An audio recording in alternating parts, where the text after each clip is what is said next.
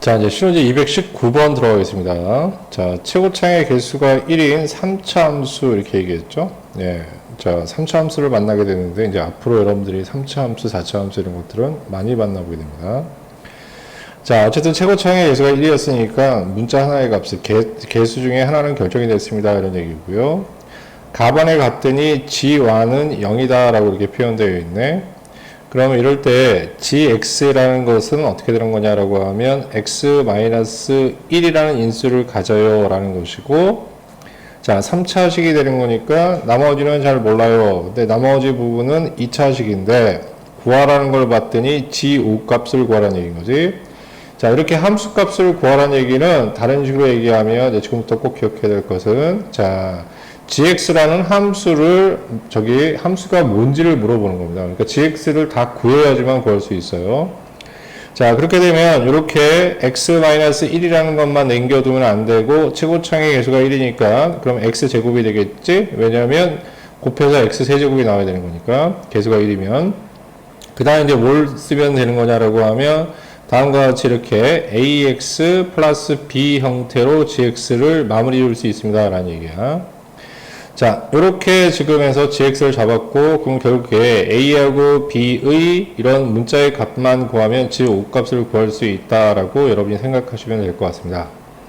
자, 이런 상황에서 다음과 같이 이게 특이한데, x가 n에 가까워질 때 다음과 같은 분수식의 극한값은 다음과 같다 이렇게 지금 얘기해 있는데, n을 뭐 굉장히 무한히 많이 준 게 아니고 4개를 줬죠.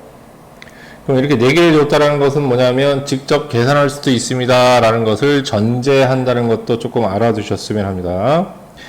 자, 그럼 이제 이런 상황인데 이게 어떻게 될지 모르겠으니까 그러면 케이스 바이 케이스로 생각할 수밖에 없습니다 이런 얘기예요. 무슨 얘기냐면 n이 정해져 있지 않으니까 뭐가 될지 지금 모르는 거고, 그럼 선생님이 이제 그렇게 요즘에 최근에 이제 미분하면서 그런 얘기 많이 하는데, 어떤 거냐면 우리가 인수를 찾아내는 게 굉장히 중요하다고 얘기를 했잖아요. 역시 이것도 그것과 관련이 있습니다.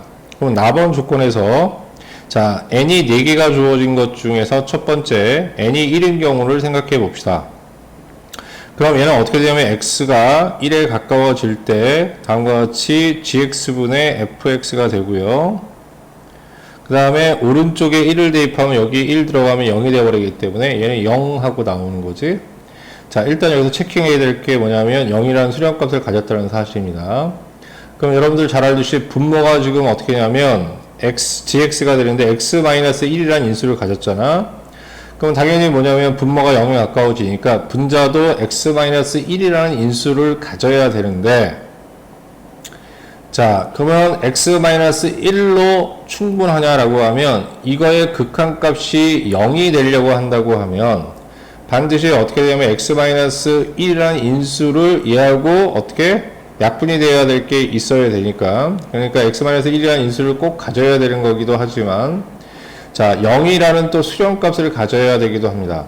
그러려면 어떻게 하냐면 얘 하나 이렇게 없어지고 난 다음에 그래도 하나가 더 남아야 된다는 얘기예요. 무슨 얘기인지 이해하십니까?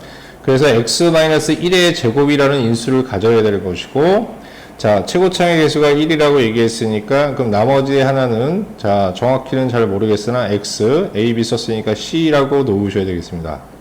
그래서 이렇게 c라고 놓을 수 있는 단계까지 1번에서 확인했습니다. 그러니까 여기서 지금 우리가 조금 중요하게 눈여겨보셔야 될 부분은 이 부분인 것 같아요, 여러분. 자 0이라는 수렴값을 가지니까 제곱이라고 얘기했죠. 자, 요 내용은 여러분들이 만약에 필기 내용 중에서 어떤 거냐면 함수의 결정, 이렇게 다음 함수의 결정하고 있는 그러한 내용의 필기들이 좀 있는데, 그걸 여러분이 참조하시면 되겠습니다. 자, 그래서 다음과 같은 x-1의 제곱이라는 인수를 찾아냈고요. 다음 두 번째는 뭐냐면 n이 2일 때를 생각해 보십시다. 그럼 리미트 x가 2에 가까워지는 거죠. 그럼 gx분의 뭐가 되는 거냐면 fx가 되는 것이고, 그럴 때 여기다 2를 또 대입하는 거니까 그럼 이번에도 뭐가 나오냐면 0이라는 수렴값을 또 갖게 되는 거지. 그럼 아까 이제 0이 이제 문제가 됐듯이. 자, 그럼 이제 이렇게 되면 이제 gx라는 내용을 조금 살펴보면 다음과 같이 gx는 이렇게 지금 되어 있는 상황이잖아. 자, 그럼 이게 gx가 되는데 여기에 그럼 어떻게 하냐면 지금 어디에 수렴값을 찾는 거냐면 x가 2에 가까워질 때 수렴값을 찾으니까 여기다 2를 대입하면 얘는 0이 아닌 거는 이제 분명한 것이고, 자, 그런데 여기다 2를 대입했을 때 얘 0인지 아닌지는 확진할 수 없이, 그러니까 얘가 어떤 상황이냐면 0에 가까워질 수도 있고, 아니면 0이 아닌 그냥 다른 어떤 상수값. 왜 다른 상수값이 되냐면 어차피 대입될 것은 2가 되기 때문에 4 플러스 2a 플러스 b가 여기 2에 1 빼면 요거만 남게 되겠지? 그럼 요게 하나의 상수값이 될 수 있잖아요. 0이 안 될 수도 있는 거 아니겠습니까? 그럼 0이 됐든 0이 안 됐든 간에 만약에 분모가 무원소라고 하면 이렇게 0이라는 수렴값을 가지려면 분자도 자 0이라는 수렴값을 가져야 되는 것이고 0에 가까워져야 되는 것이고, 만약에 얘가 0이 아니라고 하더라도 0이라는 수렴값을 가지려면 어쨌든 분자는 똑같이 0이어야 돼.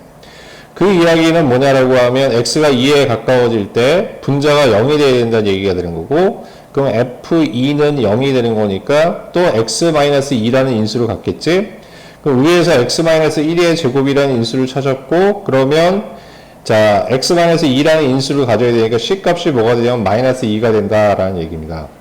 그래서 이러한 지금 내용에 의해서 fx는 어떻게 되는 거냐라고 하면 x-1의 제곱에 x-2라는 인수를 갖게 돼요 라는 뜻이 돼요. 자, 그래서 이렇게 fx를 여기까지 해서 완벽하게 fx를 결정하였습니다, 여러분. 자, 이런 상황에서 얘네들이 1과 2만 준 게 아니라 3과 4도 줬잖아. 자, 요거 조금 줄입시다.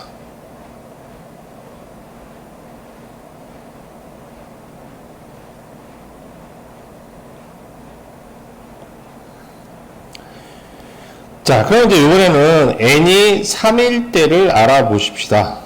그럼 n이 3일 때는 어떻게 될까요? 라고 얘기하면, 자, 왼쪽에 식을 좀 봐주시면서, 리미트 n이 3이니까 x가 3에 가까워지는 거겠지? 그렇게 되면 gx에 뭐가 되냐면 fx가 되는데, 자, 여기다 3을 대입하면 3-1 이렇게 되는 거지? 그러면 2가 되고요. 3 빼기 2가 되면 1이 되니까, 이거는 곱이 얼마냐면 2에 수렴하게 되는 것이죠. 자, 이렇게 되는 겁니다. 그럼 x가 3에 가까워졌을 때 2라는 수렴값을 갖게 된다라는 건데, 근데 우리가 이제 뭐냐면 fx가 다 여기 결정되어 있기 때문에 여기다 뭐 3을 대입하면 f 극한값을 찾아낼 수 있지, 분자에. 여기다 3을 대입하세요 라는 얘기하고 똑같은 것이고, 여기다 3을 대입해서 정리하면 3 빼기 1이니까 2는 4 여기다 대입해서, 자, 3 빼기 2가 되니까 1 되겠네. 그래, 분자는 이렇게 수렴하는 것이고, 좌변. 그 다음에 우변은 어떻게 되는 거냐라고 하면 gx가 되는 거니까 여기다 얼마를 대입해줘? 3을 대입해주면 되겠죠? 그러면 2가 되고요. 곱하기 뭐가 되는 거냐라고 하면 4 플러스 2a가 아니고 3이죠, 3. 쌤 잘못 생각했네.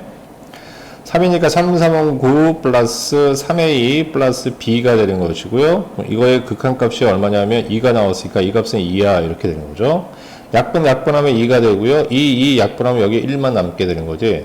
그럼 이렇게 클로스해서 이쪽으로 올려버리면, 그러면 9a 플러스 3a 플러스 b가 되고 얘가 얼마? 1이 되는 거지.